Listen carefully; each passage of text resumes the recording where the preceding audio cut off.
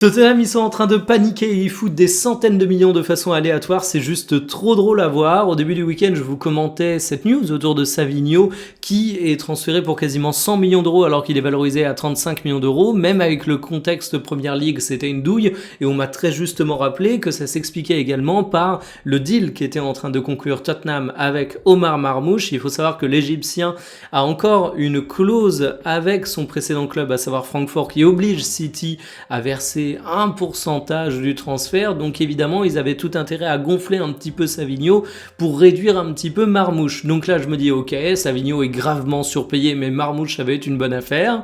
Vous voyez mon grand sourire. Voici ce qu'on annonce pour Omar Marmoush. On nous parle d'un prêt avec une option d'achat qui pourrait très vite devenir obligatoire à 50 millions de livres. Ça fait 58,4 millions d'euros. Donc le total fait quasiment 160 millions d'euros pour Savinho plus Marmoush. 80 millions d'euros chacun. Alors c'est marrant parce que pour le coup, je trouve que Marmoush à ce prix-là, c'est plutôt un juste prix. Ça correspond pas au surpayage qu'a fait Manchester City. C'est une petite correction de prix du joueur et finalement on a affaire à quelque chose de très rationnel. Mais du coup, Savinho c'est trop payé. Ou alors Savinho c'est pour compenser Marmoush, mais Marmoush c'est trop payé. Il y a un problème quelque part. Et le pire dans tout ça, c'est que je me dis vraiment, bah ouais, le PSG, je le redis concernant ma blague, ils ont raison d'être super gourmands pour Bradley Barcola. Parce que si ces deux joueurs, ils valent 80 millions d'euros chacun, je suis désolé, Bradley Barcola, il vaut pas, entre énormes guillemets, que 120 millions d'euros. Il vaut plus que ça, effectivement.